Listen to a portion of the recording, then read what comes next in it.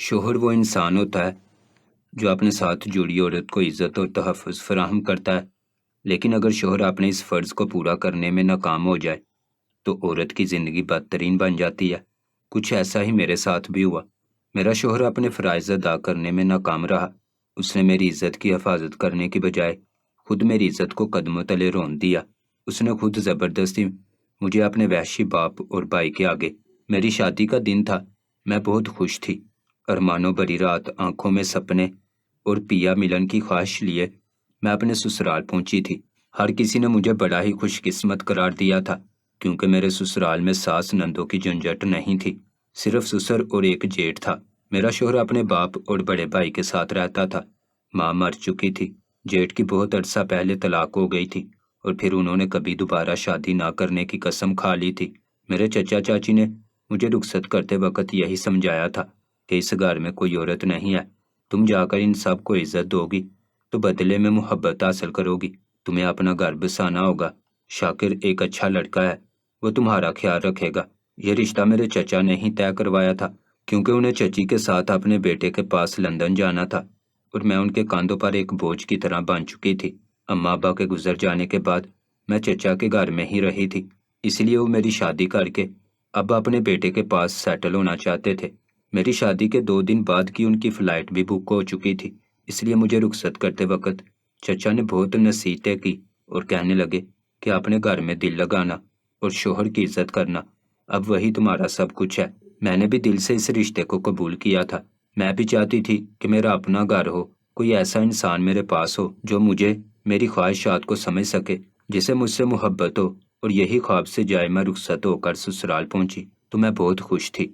میرا گھر، میرے رشتے، بہت سالوں بعد کچھ میرا ہونے جا رہا تھا۔ چچا چچی کے گھر میں سب کچھ تھا، لیکن اپنا پن نہیں تھا۔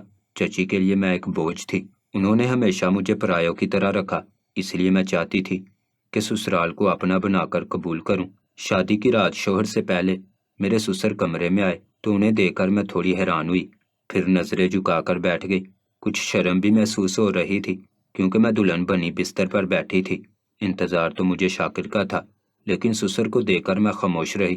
وہ میرے قریب آ کر بیٹھ گئے، کہنے لگے میں تمہارے شوہر کا باپ ہوں، پہلا حق میرا ہے۔ ان کی بات سن کر میں نے ناسمجھی سے ان کا چہرہ دیکھا تو ان کے چہرے پر مسکراہٹ تھی۔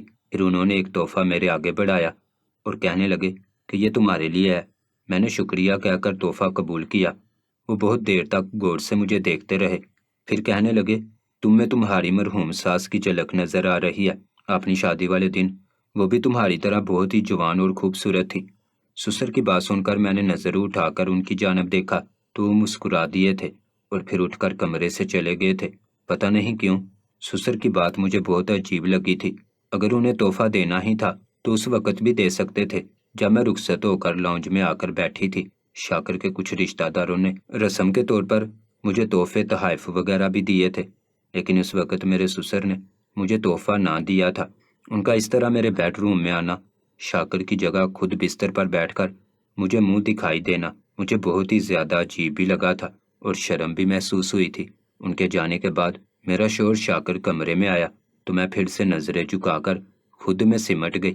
وہ میرے قریب آ کر بیٹھا اور مجھے رونمائی کا تحفہ دے کر اس نے ایسی بات کہی کہ میں بس حیرت سے اس کا چہرہ دیکھتی رہ گئی۔ کہنے لگا عظمیٰ دیکھو، مجھے خوش رکھنا تو تمہارا فرض ہے، لیکن مجھ سے پہلے تمہیں میرے باپ اور بھائی کو خوش کرنا ہوگا۔ اگر وہ دونوں خوش رہیں گے تو میں خوش رہوں گا۔ شاکر کی بات سن کر مجھے کافی حیرت ہو رہی تھی۔ اگر وہ کہتے کہ تمہیں میرے باپ اور بھائی کا خیال رکھنا ہوگا تو ایک الگ بات تھی، لیکن وہ کون سی خوشی تھی جو وہ مجھ سے اپنے باپ اور بھائی کو دلوانا چاہتے تھے؟ میری نظروں میں حیرت دیکھ کر وہ کہنے لگے کہ میں نوکری نہیں کرتا، نہ ہی کوئی کمانے کا ذریعہ ہے، جو بڑے بھائی کماتے ہیں اسی سے ہی گھر چلتا ہے، اور میں بھی اسی کمائی پر عیش کرتا ہوں، اس لیے ابا اور بھائی کو خوش رکھنا تو تمہارا فرض ہے، ورنہ میری عیاشی ختم ہو جائے گی اور تمہاری زندگی بھی مشکل ہو جائے گی۔ بھائی کی بیوی کو گھر سے گئے کافی مہینے ہو گئے ہیں، وہ بہت تنہا محسوس کرتے ہیں، وہ جب بھی تمہیں اپنے کمرے میں بلائیں تو تم فوراً چلی جانا۔ ابا بھی اماں کے بغیر اکیلے ہیں، اگر انہیں بھی تمہاری ضرورت ہو تو ان کی ایک آواز پر دوڑ کر جانا۔ میں نہیں چاہتا کہ وہ کسی بھی وجہ سے خفا ہوں، میری بات سمجھ رہی ہو نا؟ شاکر نے سوالیہ نظروں سے مجھے دیکھا اور میں بس ہکا بکا رہ گئی۔ بڑی مشکل سے میں نے شاکر سے پوچھا تھا، آپ نوکری نہیں کرتے؟ وہ ہنسے اور میرے سامنے ہی تکیہ ڈال کر آدھے لیٹ گئے۔ پھر غور سے میرا چہرہ دیکھتے ہوئے انہوں نے اپنا ہاتھ میرے لبوں پر پھیرا اور بولے کہ جب بھائی اتنا پیسے والا ہو، باپ کی پینشن اچھی خاصی ہو، تو پھر مجھ جیسے انسان کو نوکری کی کیا ضرورت ہے؟ گھر بیٹھے سب کچھ مل جاتا ہے، بھائی پاکٹ منی بھی دے دیتے ہیں، میری ہر عیاشی کا خرچہ بھی اٹھاتے ہیں، میرے ساتھ ساتھ تمہیں بھی سنبھال لیں گے، بس تم انہیں خوش رکھنا۔ شاکر نے اس خوش لفظ پر اتنا زور دیا تھا کہ مجھے لگا تھا میرے سر پر آسمان گر پڑا ہو۔ ان کی بات کا سیدھا سادہ مطلب یہ تھا کہ وہ مفت کی روٹیاں توڑتے تھے اور اسی لیے مجھے ان کے ابا اور بھائی کی غلامی کرنی تھی۔ وہ کہنے لگے، آج تو پہلی رات ہے، اس لیے تم میرے ساتھ رہو گی، لیکن کل سے تمہیں پہلے ابا کے کمرے میں جانا ہوگا اور پھر بھائی کے کمرے میں، وہ دونوں جو بھی کہیں اسے خوشی خوشی کرنا ہوگا، پھر بھلے سے میرے پاس چلی آنا۔ یہ کہہ کر شاکر نے ہاتھ بڑھا کر اپنا حق وصول کیا تھا، اور میں اس قدر بے بس تھی کہ میں نے نہ چاہتے ہوئے بھی اپنا آپ ان کے حوالے کر دیا تھا۔ اگرچہ ان کی باتوں نے مجھے نہ صرف بد دل کیا تھا بلکہ میرے سارے ارمان خاک میں مل گئے تھے۔ مجھے ایک لمحے میں ہی میری حیثیت کا ادراک ہو گیا تھا۔ شاکر جو بہت ہی خوبصورت اور لمبے چوڑے جوان مرد تھے، ایک لمحے میں ہی میری نظروں سے گر گئے تھے۔ میں نے بہت مجبوری کے عالم میں اپنا وجود شاکر کو سونپا تھا، اسی لیے یہ رات میرے لیے بہت زیادہ تکلیف دہ تھی۔ شاکر جذبات کی روح میں بہہ رہے تھے اور میں بس چاہتی تھی کہ کسی طرح خود کو ان سے الگ کر لوں۔ ایسے ہی اذیت سہتے سہتے صبح ہو گئی تھی۔ اگلی صبح میرے چچا چچی مجھے لینے کے لیے نہیں آئے تھے، وہ پردیس جانے کی تیاری کر رہے تھے اور انہوں نے مجھے بھی آنے کے لیے منع کر دیا تھا۔ میں جانتی تھی کہ اب اس گھر کے سوا میرے پاس کوئی آسرا نہیں۔ میں تو اس گھر کو اپنا سمجھ کر آئی تھی، یہ سوچ کر آئی تھی کہ مجھے نئے رشتے مل جائیں گے، میری اپنی زندگی ہوگی، لیکن یہاں آ کر مجھے احساس ہوا تھا کہ میں ایک پنجرے سے نکل کر دوسرے پنجرے میں قید ہو گئی تھی۔ شاکر کے باپ اور بھائی نے شاید میرا انتخاب اسی لیے کیا تھا کیونکہ انہیں بھی اس بات کا اچھی طرح اندازہ تھا کہ میں ایک بے سہارا لڑکی ہوں۔ چچا اور چچی کے پردیس جانے کے بعد میری زندگی میں کوئی رشتہ نہیں بچے گا۔ شادی کی پہلی صبح میری باورچی خانے سے شروع ہوئی تھی، کیونکہ میرے شوہر شاکر نے مجھے نیند میں سے جگا کر کہا تھا کہ ابا کے ناشتے کا وقت ہو گیا ہے، آج تو میں تمہیں جگا رہا ہوں، لیکن کل سے تمہیں خود خیال رکھنا ہوگا، جاؤ اور جا کر ابا اور بھائی کا ناشتہ بناؤ، انہیں دفتر جانا ہے۔ یہ کہہ کر شاکر پلٹ کر سو گئے تھے اور میں جلدی جلدی شاور لے کر کمرے سے نکلی تھی۔ میرے لمبے گھنے سیاہ بال میری کمر کو بھگو رہے تھے۔ سسر اور جیٹھ کی موجودگی میں مجھے بہت شرم محسوس ہو رہی تھی۔ میں نے پوری طرح دوپٹہ اوڑھا اور باورچی خانے میں جا کر جلدی جلدی کام کرنے لگی۔ شادی سے پہلے مجھے پاس پڑوس کی عورتوں نے کہا تھا کہ تم بڑی خوش قسمت ہو کہ گھر میں کوئی عورت نہیں ہے، اکیلی راج کرو گی، ورنہ ساس اور نندے تو جینے نہیں دیتی۔ لیکن اب مجھے لگ رہا تھا کہ میرا اکیلا ہونا میرے لیے خوش قسمتی نہیں بلکہ بد قسمتی تھا۔ اگر کوئی اور عورت ہوتی تو شاید مجھے اتنی پریشانی نہ ہوتی، یہ خوف نہ ہوتا کہ میں تنہا ہوں۔ سچ کہوں تو مجھے اپنے سسر اور جیٹھ سے خوف آ رہا تھا، وہ دونوں ہی بڑی عجیب نظروں سے مجھے دیکھ رہے تھے۔ باورچی خانے کے سامنے ہی ڈائننگ ٹیبل تھی اور دونوں ڈائننگ ٹیبل پر ناشتے کے انتظار میں بیٹھے تھے۔ میں تیزی سے ہاتھ چلانے کے باوجود بھی کچھ نہیں کر پا رہی تھی کیونکہ اس باورچی خانے کی چیزوں کا مجھے علم نہیں تھا اور میں ہر چیز تلاش کر رہی تھی۔ جب تھوڑی اور دیر گزر گئی تو میرے جیٹھ اٹھ کر باورچی خانے میں آ گئے۔ یہ میری اور ان کی پہلی باقاعدہ ملاقات تھی۔ سر سے پاؤں تک مجھے غور سے دیکھتے ہوئے کہنے لگے، اتنی دیر سے کیوں اٹھی ہو؟ رات سوئی نہیں تھی کیا؟ ان کی اس بات نے مجھے ایسے شرمندہ کیا تھا کہ میں نظر تک نہ اٹھا سکی تھی۔ وہ خود ایک شادی شدہ مرد تھے اور اس کے باوجود وہ مجھ سے اس طرح کا سوال کر رہے تھے۔ میں نے نظر چرا کر کہا کہ مجھے ناشتے کا وقت معلوم نہیں تھا، کل سے وقت پر بنا دوں گی۔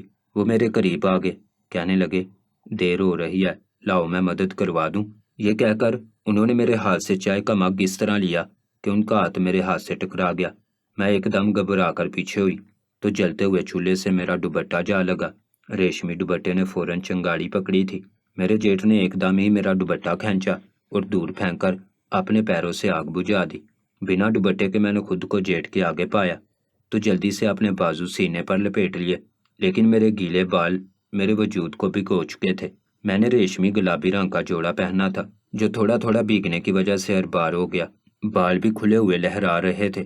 میرے جیٹھ نے بھرپور نظر مجھ پر ڈالی اور کہنے لگے، شاکر کی قسمت اچھی ہے، جو نکما اور کامچور ہونے کے باوجود بھی اسے اتنی حسین بیوی مل گئی ہے۔ میں ایک دم شرم سے زمین میں گڑ گئی اور وہ چائے کا کپ لے کر کچن سے نکل گئے۔ اتنی دیر مجھے لگا کہ میں اپنی جگہ سے ہل بھی نہیں سکوں گی۔ مجھے اپنی عزت خطرے میں محسوس ہو رہی ہے۔ میں نے بڑی مشکل سے سسر کا ناشتہ ٹرے میں رکھا، اپنا جلا ہوا دوپٹہ واپس لپیٹا اور ان کے آگے ناشتہ لے گئی۔ ان کی نگاہیں بھی بار بار میرے چہرے کا جائزہ لے رہی ہیں۔ پھر وہ دونوں ناشتہ کر کے چلے گئے تو میں نے ایک گہری سانس لی۔ سب کچھ سمیٹ کر کمرے میں پہنچی تو میرا شوہر اب بھی سو رہا تھا۔ دوپہر کے 4 بجے کے قریب وہ اٹھا اور ناشتہ مانگنے لگا۔ میں نے بنا کچھ کہے اپنے شوہر کا بھی ناشتہ تیار کر دیا۔ پھر وہ کہنے لگے، میں دوستوں میں جا رہا ہوں، رات کو دیر سے لوٹوں گا۔ ابا اگر تمہیں اپنے کمرے میں بلائیں تو فوراً چلی جانا، زیادہ نخرے نہ دکھانا۔ ان کی بات سن کر میں نے حیرت سے پوچھا کہ ابا اپنے کمرے میں کیوں بلائیں گے؟ شاکر جو ناشتہ کر کے اٹھ رہا تھا کہنے لگا کہ اپنی خدمت کے لیے، اور کیوں بلائیں گے؟ یہ کہہ کر وہ چلا گیا۔ لیکن مجھے صبح والا منظر یاد آنے لگا۔ پھر جیسے تیسے میں نے رات کا کھانا تیار کیا اور میرے سسر اور جیٹ گھر لوٹ آئے۔ میرے جیٹ کی اپنی دکان تھی، کاروبار اچھا چلتا تھا۔ سسر بھی ان کے ساتھ دکان پر ہوتے تھے، جبکہ میرا شوہر ایک عیاش فطرت کا آدمی تھا جو سارا وقت دوستوں میں گزار دیتا۔ اس پر نہ ہی گھر کی ذمہ داری تھی اور نہ ہی اس نے میری ذمہ داری اٹھانے کی کوشش کی تھی۔ میں نے کھانا لگایا تو جیٹ اور سسر کھانا کھا کر اپنے کمروں میں چلے گئے۔ برتن دھو کر میں نے سکون کا سانس لیا، لیکن اس سے پہلے کہ میں کمرے میں واپس لوٹتی میرے جیٹ نے آواز دی۔ وہ اپنے کمرے میں تھے۔ ان کی آواز سن کر مجبوراً میں ان کے کمرے میں داخل ہوئی تو وہ بستر پر نیم دراز تھے۔ کہنے لگے، میرے سر میں درد ہو رہا ہے، میرا سر دبا دو۔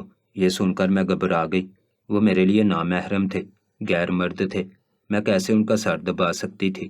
میں اسی کشمکش میں کھڑی تھی کہ وہ غصے میں کہنے لگے، بحری ہو کیا؟ آواز نہیں آتی؟ اگر کوئی اور وقت ہوتا تو میں منع کر دیتی، لیکن شاکر نے جاتے وقت بھی مجھے بار بار یہی تاکید کی تھی کہ میں ان کے بھائی کی کسی بات پر انکار نہ کروں۔ اس لیے میں سر دبانے کے لیے ان کے قریب جا کر بیٹھ گئی اور دھیرے دھیرے سر دبانے لگی۔ وہ لیٹے ہوئے تھے اور میں ان کے بہت پاس تھی۔ مجھے اچانک ایسا محسوس ہوا جیسے انہوں نے میرا دوپٹہ کھینچا ہے۔ میرا دوپٹہ کاندھے سے سرک کر نیچے گرا تھا۔ میں نے گھبرا کر دوپٹہ ٹھیک کرنا چاہا تو وہ کہنے لگے، یہ تم کیا اتنی بڑی چادر پہنے گھومتی ہو؟ یہ گھر ہے، بازار نہیں۔ پھر انہوں نے خود میرا دوپٹہ اٹھا کر ایک طرف رکھ دیا تھا۔ کہنے لگے کہ میں کوئی غیر تو نہیں ہوں، تمہارے شوہر کا بڑا بھائی ہوں، میری خدمت کرنا تمہاری ذمہ داری ہے۔ ان کے لہجے میں ایسی چبھن تھی کہ میری جان نکل گئی تھی۔ وہ زور سے بولے تھے۔ اب خاموشی سے میرا سر دبا، میرے ہاتھ پاؤں کپ کپانے لگے تھے، لیکن مجبوری کے عالم میں بس بیٹھی ان کا سر دبا رہی تھی اور وہ اپنی گہری نگاہوں سے میرے وجود کا جائزہ لے رہے تھے۔ جو کپڑے میں نے پہنے ہوئے تھے وہ سب میرے سسرال سے آئے تھے۔ چچا چچی نے تو مجھے 2 جوڑوں میں رخصت کیا تھا اور یہ کپڑے کچھ عجیب ہی طرح سے سلے ہوئے تھے، گہرے گلے، چست لباس، ڈلتے ہوئے کاندھے۔ ایسے میں جیٹ کے قریب بیٹھ کر ان کا سر دباتے ہوئے میں بہت زیادہ شرمندگی کا شکار تھی۔ کبھی اپنا گلا ٹھیک کرتی تو کبھی اپنے بال سنبھالتی، ساتھ ساتھ میں ان کا سر بھی دبا رہی تھی۔ کچھ دیر گزری کہ میرے سسر آواز دینے لگے۔ میرے جیٹ کہنے لگے، جاؤ جا کر ابا کی خدمت کرو، میرے پاس بعد میں آ جانا۔ اور پھر وہ کروٹ بدل کر لیٹ گئے۔ میری جان میں جان آئی۔ میں اپنا دوپٹہ لے کر وہاں سے باہر نکلی تو سسر نے ایک نئی مصیبت ڈال دی۔ کہنے لگے، میرے پیروں میں بہت درد ہے، میرے پیر دباؤ۔ میں نے ان کے پاؤں دبا دیے تو وہ اوندے ہو گئے۔ کہنے لگے، میری کمر کا مساج کرو۔ یہ سن کر میں بہت ہی شرمندہ ہو گئی، لیکن وہی معاملہ تھا کہ انکار کی گنجائش نہیں تھی۔ میں نے اپنے بوڑھے سسر کی کمر پر تیل کی مالش شروع کر دی۔ وہ عجیب سی آوازیں نکالتے رہے، پھر کہنے لگے کہ تمہاری ساس بہت جلدی مجھے چھوڑ کر چلی گئی۔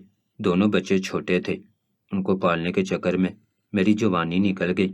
اب مجھے لگتا ہے کہ میں دوبارہ جوان ہو رہا ہوں، خاص کر جب سے تم رخصت ہو کر آئی ہو۔ مجھے اپنا آپ بڑا تندرست محسوس ہو رہا ہے۔ سسر کی یہ باتیں بہت ہی غیر متوقع اور عجیب سی تھیں۔ میں نے بس جیسے تیسے ان کی مالش کی اور پھر ان سے اجازت لے کر واپس اپنے کمرے میں بھاگی۔ کمرے میں آ کر میں بستر پر لیٹ کر پھوٹ پھوٹ کر رونے لگی۔ آنسو تھے کہ رکنے کا نام ہی نہیں لے رہے تھے۔ مجھے ایسا لگ رہا تھا جیسے میری ذات بالکل بے معنی ہو۔ اپنی اتنی بے توقیری مجھ سے برداشت تو نہیں ہو رہی تھی۔ ایک ایک پل میرے لیے عذاب تھا۔ رات 2 بجے کے قریب شاکر گھر لوٹے تو وہ گنگناتے ہوئے، بائک کی چابی انگلی میں گھماتے کمرے میں آئے تھے۔ مجھے روتا ہوا دیکھ کر پوچھنے لگے کہ تمہیں کیا ہوا ہے۔ میں نے انہیں بتا دیا کہ کس طرح ان کے بھائی نے مجھ سے اپنا سر دبایا ہے، ابا نے کمر کا مساج کروایا ہے، اور مجھے یہ سب کچھ کتنا عجیب لگا ہے۔ سن کر وہ بہت غصے سے میری طرف دیکھنے لگے اور کہنے لگے، پہلے ہی دن تمہارا ناٹک شروع ہو گیا۔ میرے باپ اور بھائی سے تمہیں کیا مسئلہ ہے؟ وہ دونوں شریف اور عزت دار ہیں، جو وہ کہتے ہیں تمہیں وہی کرنا ہوگا۔ یہ کہہ کر شاکر بستر کے ایک کونے سے ٹک کر بیٹھ گئے۔ اپنے جوتے اتار کر انہوں نے ہوا میں اچھالے اور گنگناتے ہوئے شاور لینے چلے گئے۔ کچھ دیر بعد واپس آئے تو مجھ سے اپنا حق وصول کرنے لگے۔ میں نے شاکر سے کہا کہ یہ کوئی نارمل بات نہیں ہے کہ آپ کے ابا اور بھائی مجھے اپنی بیوی کی طرح ٹریٹ کریں۔ یہ سن کر شاکر نے ایک زوردار تماچا میرے منہ پر لگا دیا۔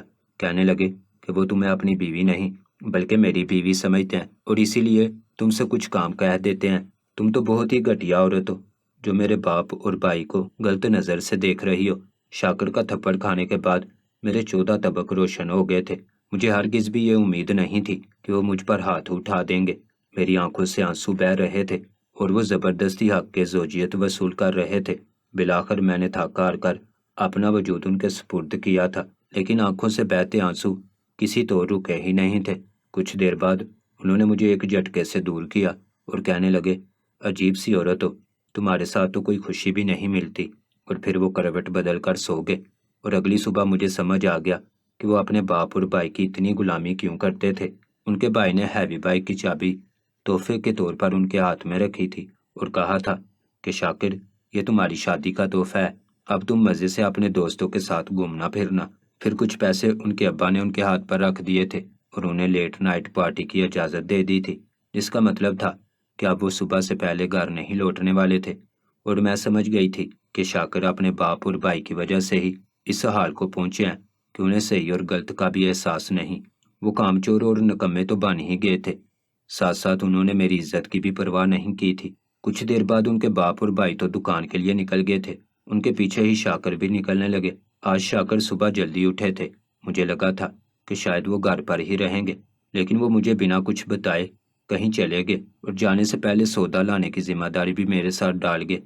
کہنے لگے کہ میرے پاس وقت نہیں ہے، مجھے کہیں جلدی پہنچنا ہے، تم سودا خود لے آنا۔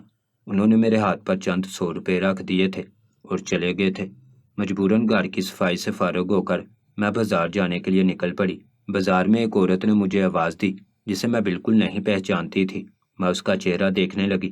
وہ مجھ سے عمر میں کچھ بڑی تھی۔ دھیرے دھیرے میرے پاس آئی اور کہنے لگی، تم شاکر کی بیوی ہو نا؟ میں نے فوراً ہاں میں سر ہلایا تو وہ مسکرائی اور کہنے لگی، میں ظہیر کی بیوی ہوں، کچھ عرصہ پہلے ہماری طلاق ہو گئی تھی۔ یہ سنتے ہی میں سمجھ گئی کہ وہ میری جیٹھانی تھی۔ وہ کہنے لگی، اگر تمہارے پاس کچھ وقت ہے تو ہم بیٹھ کر بات کریں۔ مجھے سمجھ نہیں آیا کہ وہ مجھ سے کیا بات کرنا چاہتی تھی، لیکن میں اخلاقاً اس کے ساتھ ایک چاٹ شاپ پر بیٹھ گئی۔ اس نے چاٹ کی 2 پلیٹیں آرڈر کی اور پھر کہنے لگی کہ میرے گھر والوں نے بڑے مان کے ساتھ مجھے رخصت کیا تھا، لیکن ظہیر کے گھر آ کر مجھے پتا چلا کہ میں کیسے وحشی لوگوں میں پھنس گئی ہوں۔ ظہیر کے باپ کی نیت ٹھیک نہیں ہے، وہ بہوؤں کو بیٹی کی نظر سے نہیں دیکھتے، اور اس بات کا احساس تمہیں بہت جلد ہو جائے گا۔ پھر دھیرے دھیرے احساس ہوا کہ ظہیر کی اپنی نیت بھی خراب ہے۔ ہمارے گھر ایک ملازمہ آتی تھی صفائی ستھرائی کے لیے، ظہیر اس پر بری نظر رکھتے تھے، شاید ان کے باپ کی تربیت ہی ایسی تھی۔ یہ کہہ کر اس نے ایک لمبی سانس لی تھی، پھر کہنے لگی، میں تم سے صرف اتنا ہی کہوں گی کہ پانی سر سے گزر جائے، اس سے پہلے تم اپنے ماں باپ کو ساری حقیقت بتا دینا۔ میں نے بھی رشتہ نبھانے کی خاطر بہت عرصے تک اپنے ماں باپ کو کچھ نہیں بتایا، لیکن جب بات میری عزت پر آئی اور سب کچھ میرے ہاتھ سے پھسلنے لگا تو میں نے اپنے ماں باپ کو ہر بات بتا دی، اور اس طرح میری اور ظہیر کی طلاق ہو گئی۔ شاید ابھی تمہیں میری بات سمجھ نہ آئے، لیکن آہستہ آہستہ آ جائے گی۔ بس مجھے پتا چل گیا تھا کہ شاکر کی شادی ہوئی ہے۔ شاکر کے کچھ رشتہ داروں سے میرے ابا کی دوستی ہے، وہیں سے تمہاری اور شاکر کی شادی کی تصویریں مجھے ملی تھیں، اور دیکھو نصیب میں ہمارا ملنا لکھا تھا۔ میں بس یہی چاہتی ہوں کہ تم میرے جیسی غلطی نہ کرنا۔ شاکر کے بھائی کی بیوی کی بات سن کر میں نے انہیں بتایا کہ میرے آگے پیچھے کوئی نہیں، چچا چچی مجھے چھوڑ کر پردیس جا چکے ہیں، اور اب مجھے ہر حال میں شاکر کے گھر میں ہی گزارا کرنا ہوگا۔ میری جیٹھانی نے ہمدردی سے مجھے دیکھا اور کہنے لگی کہ اس گھر میں رہنے سے اچھا ہے تم کسی دارالامان میں پناہ لے لو۔ پھر اس نے اپنا ایک فون نمبر مجھے دیا اور کہنے لگی کہ اگر تمہیں کبھی میری ضرورت ہو تو مجھ سے رابطہ ضرور کرنا، میں تمہاری مدد کروں گی۔ کچھ دیر ہم ساتھ بیٹھے اور پھر میں واپس گھر آ گئی۔ میرا سارا دھیان نائلہ بھابی کی باتوں پر تھا، جو ظہیر بھائی کی سابقہ بیوی تھی۔ کچھ حد تک تو ان کی باتیں مجھے ٹھیک ہی لگی تھی، لیکن میں اتنی جلدی کسی نتیجے پر نہیں پہنچنا چاہتی تھی۔ مگر آنے والے 3-4 دنوں میں مجھے یقین ہو گیا کہ ان کی ہر بات ٹھیک تھی۔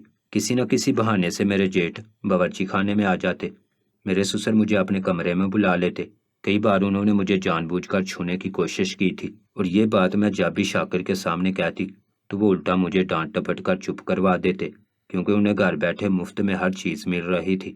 ایسے میں وہ میری خاطر نہ ہی آواز اٹھا سکتے تھے، نہ ہی مجھے اپنے باپ اور بھائی کی گندی نظروں سے بچا سکتے تھے۔ لیکن ایک دن جب میرے صبر کی حد پار ہوئی اور میرے جیٹھ نے میرا دوپٹہ کھینچا تو میں نے ان کے منہ پر تھپڑ مار دیا۔ بس پھر کیا تھا، پہلے میرے جیٹھ نے مجھے مارا، پھر میرے سسر نے، اور پھر میرے شوہر نے۔ تینوں نے باری باری مجھے اتنا مارا تھا کہ میرے لیے کھڑا ہونا مشکل ہو گیا۔ ان کی نظر میں میری کوئی حیثیت نہیں تھی، اور ان تینوں کو اچھی طرح معلوم تھا کہ میں بے سہارا ہوں، اس لیے مار پیٹ کے وہ بے فکر ہو گئے تھے۔ لیکن میں نے چپکے سے اپنے شوہر کے موبائل سے ہی نائلہ بھابی کو فون ملا کر انہیں ساری بات بتا دی تھی۔ وہ کہنے لگی کہ اگر تم کہو گی تو میں پولیس لے کر آؤں گی اور تمہیں بچا لوں گی۔ میں نے ان سے کہا کہ بس مجھے بچا لیں، اور پھر کچھ ہی دیر بعد وہ پولیس لے کر آ گئی تھی۔ انہوں نے میرے سسر، جیٹ اور شوہر تینوں کو ڈومیسٹک وائلنس کے الزام میں گرفتار کروایا۔ میرے جسم پر موجود زخموں کے نشانات اس بات کی گواہی تھے کہ میں سچ کہہ رہی تھی۔ وہ تینوں حوالات پہنچ گئے تھے، جبکہ نائلہ بھابی مجھے اپنے گھر لے گئی تھی۔ وہ اپنی فیملی کے ساتھ رہتی تھی، لیکن انہوں نے مجھے اپنی ہی گھر میں اوپر والا پورشن دے دیا تھا۔ وہاں ایک چھوٹا سا سٹور ٹائپ کمرہ تھا۔ وہ کہنے لگی تم ابھی یہاں گزارا کرو، پھر میں کوئی نہ کوئی بندوبست کرواتی ہوں۔ میرے لیے تو یہی بہت تھا کہ وہ میری مدد کر رہی تھی۔ پھر کچھ دنوں بعد انہوں نے اس کمرے کو صاف ستھرا کروا دیا تھا، ساتھ ہی مجھے سلائی کا کام دلوا دیا۔ میں چچی کے گھر میں کپڑے سی کر اپنا گزارا کرتی تھی، یہاں بھی کپڑے سی کر گزارا کرنے لگی۔ نائلہ بھابی کے بھائی بھابی ماں باپ بہت اچھے تھے، وہ میرا خیال رکھ رہے تھے۔ کچھ ہی عرصہ بعد نائلہ بھابی نے اپنے کزن سے میری شادی کروا دی تھی، کیونکہ وہ جانتی تھی کہ میں ساری زندگی اکیلے نہیں رہ سکتی۔ ان کا اپنا بھی کسی اچھی جگہ رشتہ ہو گیا تھا۔ ہم دونوں ہی زندگی میں آگے بڑھ رہے تھے، جبکہ میرے جیٹھ، سسر اور شوہر کو 2 سال کی سزا ہو گئی تھی۔ کبھی ماضی میں پلٹ کر دیکھتی ہوں تو بہت ڈر لگتا ہے کہ اگر اس رات میری عزت لٹ جاتی، اگر میں برباد ہو جاتی تو کیا ہوتا۔ میں سب والدین سے یہی کہوں گی کہ اپنی بیٹیوں کی شادیاں سمجھ کر کریں، کیونکہ آج کل کس کی نیت میں کیسا فطور ہو کوئی نہیں جانتا۔